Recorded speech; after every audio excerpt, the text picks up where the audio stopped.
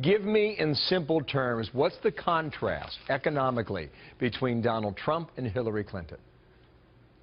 Sure. The goal first is to double our economic growth rate in terms of GDP to 3.5% to 4%. He hits 4 points of the compass today: energy, regulation, taxes, and trade. If you contrast Clinton, Trump on that, let's start with energy. Hillary Clinton wants to kill the coal industry. She said so. Donald Trump wants to unleash what is the greatest resource in this country in many ways, our energy potential. He will do that. If you look at regulation, the Obama administration passed 400 major new regulations costing over $100 million each. Donald Trump is going to roll back those regulations. He's going to have a moratorium on regulations. And by unleashing the business sector, not regulating them so much, that's all to the good. Okay. Taxes and trade, he's in Detroit. This is great. It's like lowering the corporate tax actually helps bring car companies back to Michigan. How does it do that? We've seen GM and Ford right now sending billions of dollars in the last couple of years to Mexico instead of in Michigan. Why do they do that? Partly because of the high corporate tax rate in America that pushes them there.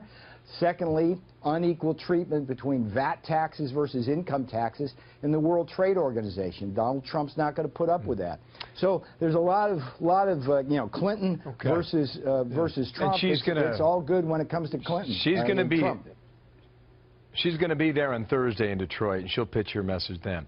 We have heard about tax reform in countless presidential elections of the past. But how does he make that message clear and heard that will be distinguishable in this campaign? Because tax policy is an intricate part of all the other three elements. What Donald Trump's vision is starts with the idea we got to double our economic growth rate, and that all of these pieces, which are often viewed as independent silos, actually fit together. So the tax plan, you know, when you lower that corporate tax rate, what you're doing is you're bringing our companies back here on domestic soil to create jobs for American people.